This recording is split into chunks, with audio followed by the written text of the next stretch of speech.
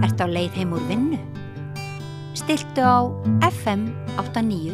Já, það verður kosið til þings í Bretlandi eftir mánuð, 4. júní. Nú 4. júní og þá kannski gott að taka stöðuna og fréttaritari samstöðunar í London, Guðmundur Auðunsson á línunni. Hvað verður kosið? Ég held að það sem að snúist fyrst og fremst þessar kosningar snúast vilja menn áfram það sama eða breytingar. Það frekar hægt að segja það heldur en að það sé tekist á eitthvað gífurlega málefni. Vegna þess að málefni hafa hjá verkamannaflokknum sem stjórnarandstaðan gegn íhaldsflokknum sem ríkisstjórnin. Það ekkit langt sem ber á milli þar eftir að núverandi formaður flokksins og Hans Forst að hafa fært flokki mjög til miðju, inn á miðju. Þannig að fyrst og fremst þetta spurning breytingar eða ekki breytingar. Þá þetta að tala að það ekki von á neinni breyttir í stefnu í neinum grundvallaratriðum, heldur bara breyttir menn í brúnni? Já, mestu leyti. Það verða auðvitað einhverja breytingar ef að verkamannaflokkurinn vinnur sem að allt stefnir í, samkvæmt skoðanakönnunum, að þá verða auðvitað breytingar. Það verður ekki bara breytingar á persónulegum fólki heldur við munu þá áherslurnar aðeins breytast. Og flokkurinn lofar að bæta stöðuna í heilbrigðiskerfinu sem alveg til skammar og menntakerfinu. Þeir ætla meðal annars að setja á virðisaukaskatt á skólagjöld í einkaskólum sem hefur verið svona lengi á borðinu og nota þá peninga í skólamál og menntamál.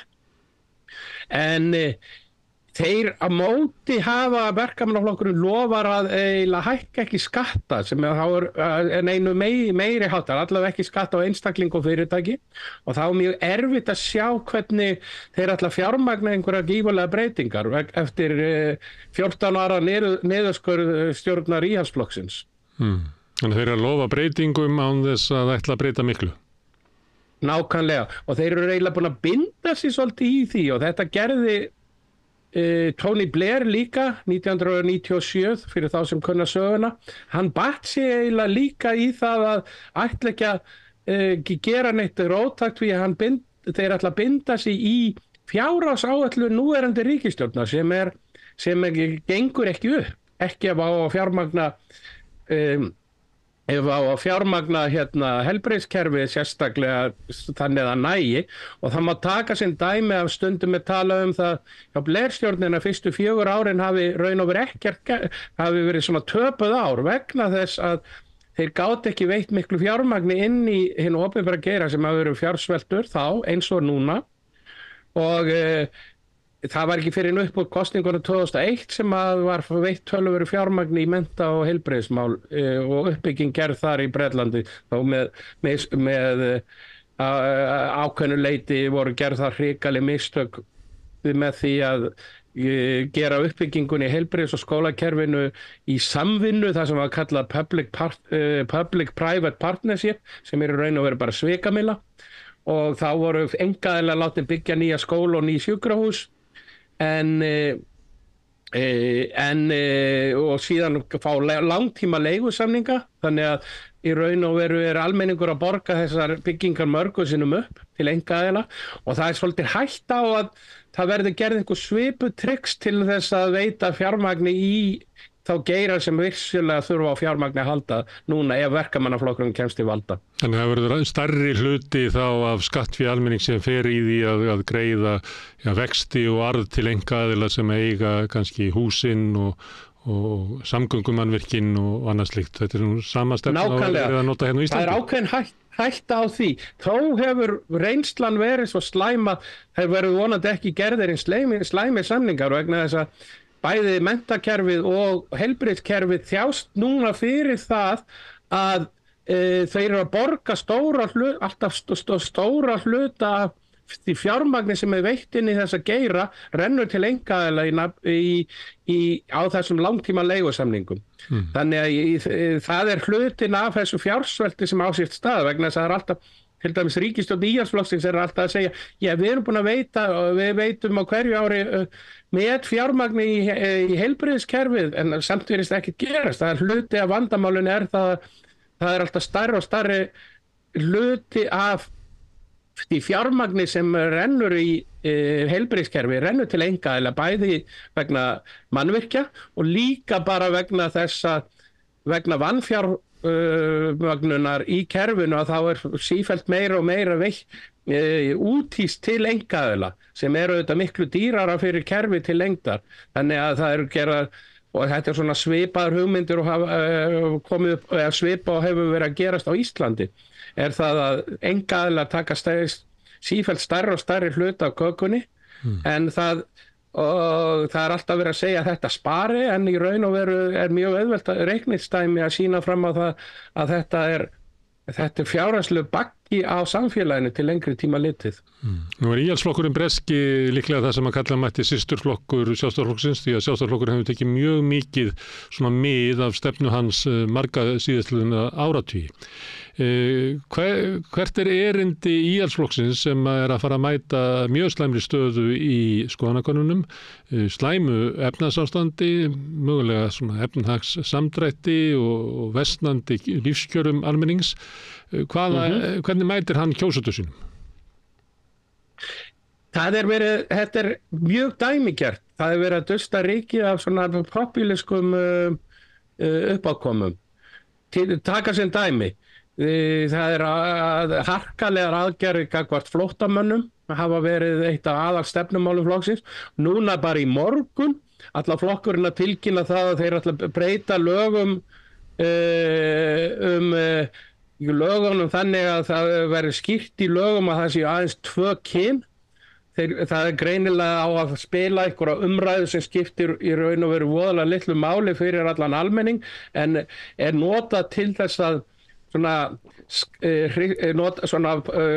til popúlískra hægrimanna sem að hafa sífellt orðið stærri og stærri hluti á hægri vangnum í Bretlandi, ekki síður en í Bandaríkjunum og öðrum löndum. Þannig að það má kannski ætla að Sjálfstæðisflokkurinn heima, sem að eins og ég var að segja áðan hefur tekið mikið mið af Íhaldsflokknum í Bretlandi, að hann muni kannski mæta til næstu kosningar með einhver svona svipuð úrræði, því að hérna heima náttúrulega efnahagsástandi fyrir Vestlandi, þeir eru vextir háir, kaupmáttur almennings ekki góður, horfir illa við í efnahagsástandi, og þá geta flokkar kannski brugðið á það ráð að mæta til kosninga með svona málefni. Nákvæmlega, og þetta það er hægt að sjá. Ef maður lítur aftur, bæði á Íhaldsflokkinn breska og Sjálfstæðisflokkinn, ef við lítum svona 10 ára aftur í tíman, þá var Íhaldsflokkurinn breski mjög frjálslyndur almennt þegar að koma að málefnum hinsegin fólks og svo framvegis gagnvart þessum svona félagslegu málum. Var Íhaldsflokkurinn mjög frjálslyndur, og má segja í raun og veru það sama Sjálfstæðisflokkinn á þeim tíma. Núna hefur Íhaldsflokkurinn snúið vegna popúlískrar ógnar frá hægri sem að þeir eru reyndar verndaðir fyrir í þingkosningum vegna einmenningskjördæma, að þá eru þeir sífellt að taka upp fleiri og fleiri svona popúlísk hægri málefni, og það má vel búast við því að Sjálfstæðisflokkurinn reyni að ná hluta af því fylgi sem hefur farið yfir á miðflokkin, eða virðist allavega samkvæmt skoðanakönnunum, með svona popúliskum uppákomum að gera óvinn úr jaðarsettum hópum og svo framvegis. Og það er vel hægt að sjá vísi af þessu í íslenskri stjórnmálaumræðu, og í raun og veru líkist hún meira íslensku stjórnmálaumræðu, meira bresku heldur, bandaríska stjórnmálaumræðu svo gersamlega út í kú, að hægri flokkar, eða svona popúliskar hægri tendensar í Evrópu myndi aldrei ganga það langt. Sérstaklega svona miðhægrið, og þess vegna mjög líklegt að það er meiri líkindi með umræðinu og verðandi umræði eins og ég óttast hjá sjálfstæðismönnum við breska Íhaldsflokkinn heldur en nokkuð tíman Trumpistana til dæmis í Bandaríkjunum. En Íhaldsflokkurinn hann verður að taka tilliti til hvað? Endurreisnarflokks Nigel Farage, sem að Sigmundur Davíð mætti nú hjá honum í sjónvarpsþáttinn hans ekki fyrir alls löngu og raunverulega gekk fram af Faraz yfir hvað hörku Sigmundar í útlendingamálum. Hefur þessi flokkur þau áhrif að þau drægi íhaldsflokkinn til hægri í þessum málum? Já, það sko kosningarnar 2019 voru keyrðar á svona populisma gagnvart Evrópusambandinu og það ástand eða þær kosningar koma aldrei aftur. Þannig að mér sýnir strategían hjá skoðanakönnunum sýnir íhaldsflokk Reform sem flokkur Faraz er með svona cirka 10-15% fylgi. Það nægir þeim ekki, það stefnir ekki í það að þeir fái nokkuð þingmann kosin, en ef þeir taka þetta fylgi mest af eiginlega bara næra inngöngu frá íhaldsmönnum í næstu kosningum gerir það verkum að verkamannaflokkurinn getur unnið þingsæti þar sem að sögulega þeir hafa haft litla möguleika vegna þess, án þess að bæta neitt svakalega við sitt eigið fylgi, bara vegna þess að íhaldsflokkurinn skreppur svo rosalega saman. Og til dæmis verkamannaflokkurinn ekkert að skora mikið meira núna í skoðanakönnunum heldur en Jeremy Corbyn fekk í kosningunum 2017. Munurinn sá að íhaldsflokkurinn hefur hrunið síðan þá. Og þeir eru í svona desperasjón að reyna að stemma stigu við þessa fylgis sem hefur farið til þessa populíska hægri með því að taka meira og meira upp populíska umræðu. Þeir get ekki kert á efnahagsmálum sem að íhaldsflokkurinn hefur oft gert sagt við erum þeir sem kunnum að stjórna vegna þess að efnahagsmálin í mólum ekki bara vegna Brexit en Brexit spila stóran hluta í því. Það er sáralítið, það eiginlega samdráttur eða mjög lítil hagvöxtur í landinu. Það innviðir í mólum eftir 14 ára fjársvelti þannig að það voðalega erfitt staða fyrir íhaldsflokkin og auðvitað alveg gífurleg þreyta með íhaldsflokkin eftir sem að gera það verkum að það nær ómögulegt fyrir flokkin að vinna þessar kosningar. Það sem að þeir geta aftur á móti gert það og mér sýnist flokkurinn vera að stefna að því það að lágmarka skaðan. Það að segja að reyna að tapa ekki suma kannanir spá til dæmis verkamannaflokknum 430-50 þingsætum og íhaldsflokknum rétt yfir 100. Og þeir séu að reyna að bregðast við því að það væri allavega betra að fá 200-250 þingsæti heldur en að það langt niður. Þetta sé svona skaðaminkunna stefna og ég held að kosningatíminn núna í sumar kom svolítið óvart og hugsanlega voru þeir að spila inn í það að fólk væri of uppteki í Evrópukeppnin í fótbolta til þess að snúa sér á kosningu. Það eina sem mér dettur í hug. Aðrir segja það að Rishi Sunak langi að flytja til Bandaríkjanna og hann hefur frekar ung börn og vil ekki flytja áður en skólandi byrja næsta haust. Maður veit ekki hvað mikið til í þessum sögusögnum en það kom svo óvart að hann þurfti ekki að kalla kosningarnar fyrir en í janúar og næsta ári. Flesti bjuggustu þeir yrðu í október, nóvember og þess vegna kom þessi tímasetning svolítið á óvart. Og enginn hefur getað svona ráðið í það hvað íhaldsflokkurinn ætti að græða á því að hafa kosningar núna frekar enn í haust. Nei, alls ekki. Þeir eins og staðan núna þetta vonlaust. Með því að bíða þá alltaf vonum það að einhverju góðar fréttir komi eða andstæðingurinn þessu tilfelli verkamannaflokkurinn gerir einhverja bommertur sem að skaði hann. En að kalla kosningarna núna það voðalega erfitt að sjá einhverja pólitíska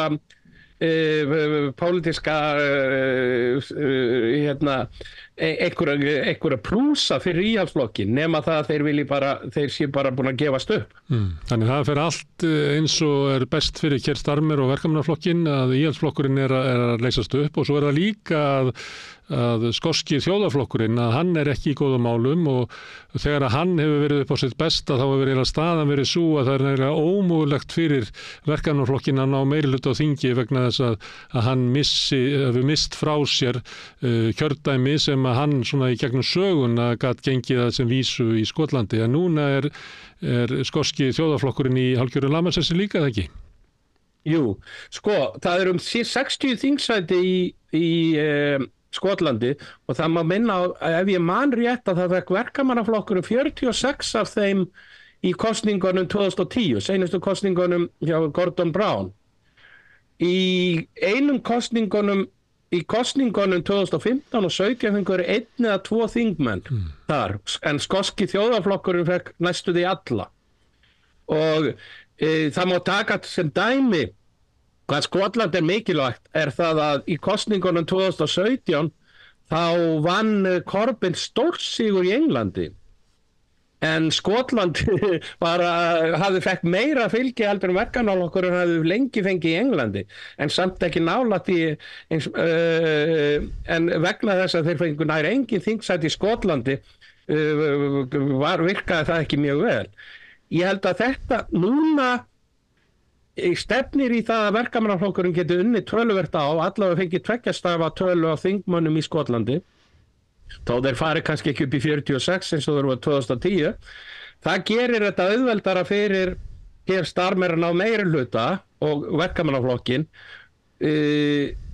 Íhaldsflokkurinn dottinn það langt niður í Bretlandi núna að þeir hefðu hugsanlega unnið þetta bara með Englandi og Wales en það sem Skotland núna gefur verkamannaflokkurinn gífurlega möguleika þá verður þetta allavega mun auðveldara. Og svo ætti ástandi líka að vera gott fyrir frjálslynda demokrata sem að kannski þurfa ekki að bæta svo mikið við sig í svona fylgi til þess að geta fjölga mjög þingmönnum sínum þegar að íhaldsflokkurinn stendur svona veikt í þegar ég reikna með að séu mörg kjördæmi sérstaklega svona í suðrinu þar sem að þeir geta sótt á veika þingmenn íhaldsflokksins þar sem að kannski verkamannaflokkurinn hefur ekki möguleika á að geta unnið. Nákvæmlega. Þetta það sem að gerist það að því að það einmenniskjördæmi hérna þá kjósa menn oft taktíst. Eins og Íslendingar gerðu, svo 10% Íslendingar gerðu núna helgina líklega. Nákvæmlega. Það svolítið til í því að því að þá vinnur sem flest atkvæði fær. Og það getur verið töluvert lítið að vera margir að hafa mikið atkvæðum eins og sást til dæmis í forsetakosningunum. Það þarf ekkert mjög mikið til þess að vera efstur. En þetta gerir það verkum að á stórum svæðum suðvestur og suðaustur Englandi fyrir utan borgirnar að þá verkamannaflokkurinn með mjög lítið fylgi og hefur mjög litla möguleika. Aftur á móti í þessum tilfellum flestir þingmennirnir eru íhaldsþingmenn á þessu svæði en í öðru sæti í flestum tilfellum frjálslyndir og þeir sýnist mér ætla að keyra þessar kosningar á að reyna að leggja alla áherslu á þingsætin á þessu svæði, möguleg þingsæti á þessu svæði þannig að þeir eru að hjóla mest í íhaldsflokkin frekar en það að það eru færri líka svæði þar sem að þeir eru í samkeppni við verkamannaflokkin, það eru ekki mjög, það eru einstaka borgir eins og Cambridge til dæmis en í flestum tilfellum eru möguleikar frjálslyndra mestir þar sem íhaldsflokkurinn í þingsæti. Já, en verkamannaflokkur Keir Starmer, hvaða skepna það? Þetta svolítið góð spurning. Það sem að hefur gerst það að eftir að Keir Starmer var kosinn, hann var kosinn svona sem vinstri maður, svona soft vinstri maður en í raun og veru eftir að hann komst til valda þá hefur hann hafið gífurlega reynsanir á vinstrimönnum í flokknum reynt að ýta út sem eins mörgum vinstri þingmönnum að hann getað meðal annars bannaðan eða lét hann reka fyrir fjárvera sín, Jeremy Corbyn úr flokknum og Jeremy Corbyn núna í framboði sem óháður þingmaður sem hann vinnur nær og örugglega í Islington í norður London.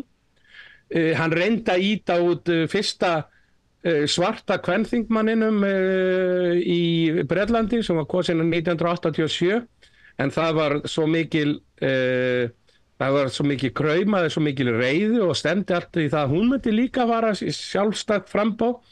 Þannig að þeir virðast hafa bakka núna, þannig að öllum líkindum verður Diane Abbott í framboði í Tottenham í þessum þingkostningum fyrir verkamannaflokkin. Margum hefur verið ýtt til hliðar, það búið að þeir miðstýra gersamlega valið á frambjóðendum. Það þýðir það að þeir eru valdir á höfuðstöðunum í London og sendir á svæðin, til dæmis að þeir eru að fljúga út allt land hörðum starmeristum og setti niður í þingsæti með Englandi, í Norður Englandi og svo framvegis og oft í óþökk íbúana. Vitandi viss að íbúarnir ekki hafa í raun og veru ekkert annað val en að kjósa frambjóðanda verkamannaflokksins þó þeir séu ekkert ánægðir með það. Keir Starmer líka mjög litlaus foringi og það engin það sýnir kannski margt með að bera hann saman með Jeremy Corbyn. Jeremy Corbyn var dáður og hataður á víxl. Hann var dáður sérstaklega ungu fólki. Hann var eins og rockstjarna þar sem hann fór landið. Það voru tugir þúsunda sem söfnuðust í kringum hann hvert sem hann fór, en hann var líka hatað sérstaklega af valdaöflunum í samfélaginu og það bæði innan verkamannaflokksins og utan hans og það gífurlega ófræðingarherferð farin gegn honum. Keir Starmer algjör andstæða. Hann í raun og veru ekki hataður af neinum en enginn kann vel við hann heldur. Hann ekki elskaður af neinum. Hann svona hálf litlaus og það meðal annars það sem ég hef heyrt svona af því sem að þó að verkamannaflokkurinn sé í gífurlegri sókn að þá gengur þeim illa að finna sjálfboðaliða sem var alls ekki dæmið þegar Jeremy Corbyn var leiðtogi flokksins. Þá fylgdu sjálfboðaliðar, sérstaklega ungir sjálfboðaliðar að flokknum að vinna, labba og banka á dyr, dreifa kosningaáróðri og svo framvegis. Þetta gengur mjög vel illa manna núna vegna þess að unga fólki nennir ekkit að vera labba götur og banka á dyr fyrir Keir Starmer þó það komi líklega til með að kjósa verkamannaflokkina þá það ekki tilbúið að leggja neitt ekstra á sig fyrir það. En líklegt að fleiri heldur en Corbyn sem að eru svona flóttamenn út úr verkamannaflokki Keir Starmer fari fram sem óháðir og geti jafnvel komist inn á þing? Er svona andstaðan það opinber eða á þetta bara við Corbyn sem að nýtur náttúrulega á sína sögu og nýtur síns persónulega fylgis? Það kæmi mér ekki á óvart að væru svona kannski 4-5 vinstrimenn sem hefur verið ýtt til hliðar eða ýtt jaðarsett í flokknum gætu komist á þing. Í einum af aukakosningunum sem voru gerðar þá vann George Galloway sem svona róttæklingur en svona populískur róttæklingur og svolítið svona skrautlegu karakter. Margt gott að hægt að segja hann en líka margt slæmt. Til dæmis hefur hann spilað svolítið á fordóma, ekki kynþáttafordóma heldur svona homafordóma eða kynsegin fordóma og svo framvegis.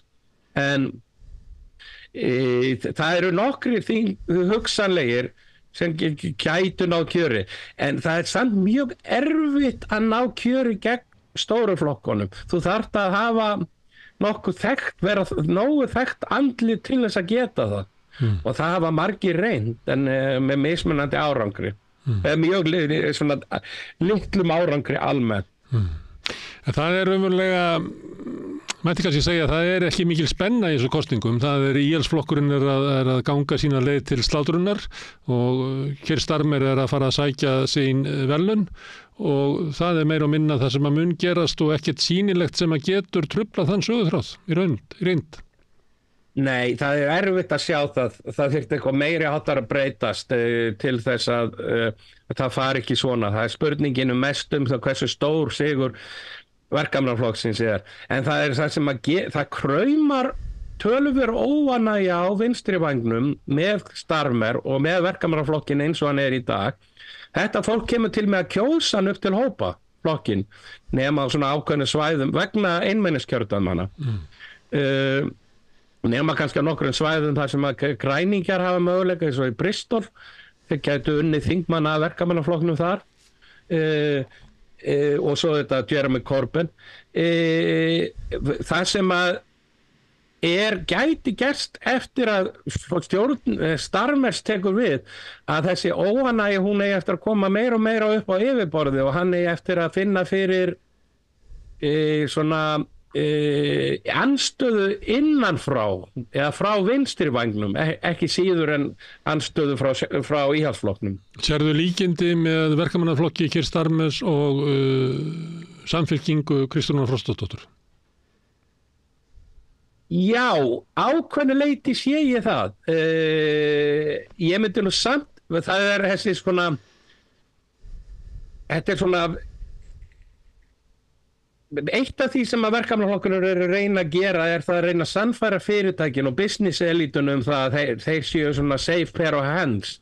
Og mér sýnist Kristrún hafa verið að reyna að gera svipaða hlut á Íslandi. Samt held ég stefnulega sé þeir samfylkingin þó róttækari en Verkamannaflokkurinn hér, þó það séu svona ákveðnir tendensar sem að maður sér sameiginlegt.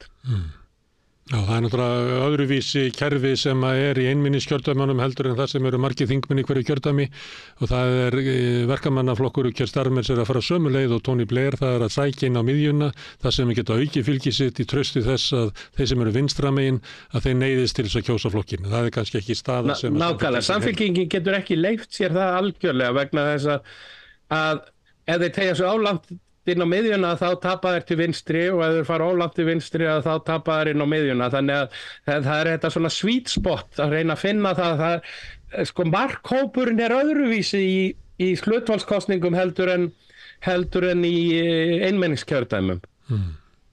En Keir Starmer mun leiða næstu ríkisstjórn, það nokkuð ljóst, en það mikil verkefni sem bíða þeirra ríkisstjórnar því að staðan í Bretlandi ekki góð, efnahagsástandið ekki gott, þau hafa bæði fengið yfir sig skona hérna evrópsku kreppu og svo bætist ofan á Brexit kreppan sem að gerir hlutina verri, þannig að, og svo við eins og þú hefur verið að lýsa, það hérna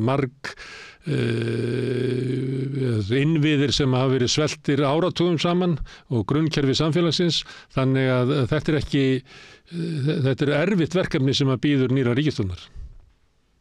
Já, það svo sannarlega. Það sem að þarf að gera og raun og veru var stefnumál Corbins voru á þá leið að til þess að ná efnahagskerfinu út úr þessari svona lægð sem það í og engin vísir að það muni batna í nákominni framtíð, að þá væri mjög sniðugt að fara út í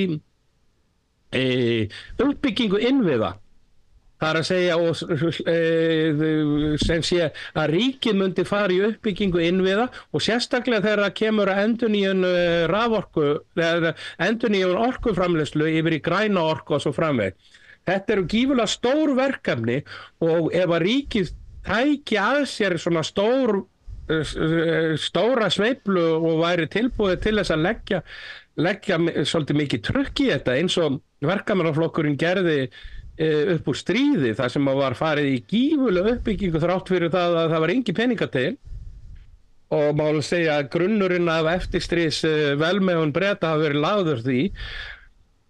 Corbyn og félagar hans voru með mitt hugmyndir það og Verkamannaflokkurinn hélt sig svolítið við þessa uppbyggingastefnu nokkur tíma eftir að Keir Starmer var búin að taka við. Vandamáli það að núna eru þau búin að setja á sig spennitreyju fjármálalega og það mjög erfitt og þeir segjast alltaf fylgja fjármálastefnu eða langtíma fjármálastefnu íhaldsflokksins svona almennt Þá er mjög erfitt að fara út í aukna uppbyggingu og sem að myndi að sjálfsögðu ef að ríki færi töluverðu uppbyggingu, slíkt myndi hleypa eða sem sé keyra efnahagskerfið upp.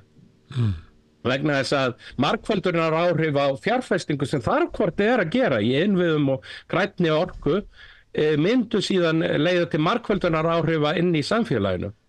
Og þetta verður svolítið erfitt eftir að þeir eru búin að setja sig í þessa spennitreyju. Þannig að ég veit ekki hvað þeir ætla að gera til þess að reyna að bæta stöðuna í efnahagsmálum, bæta stöðu innviðana án þess að vera með, það þarf eitthvað róttækt til þess að verði breytingar í samfélaginu. Því miður sýnist með verkefnaflokkurinn ekki vera tilbúin til að gera neitt róttækt, heldur bara að lappa upp á hér og þar.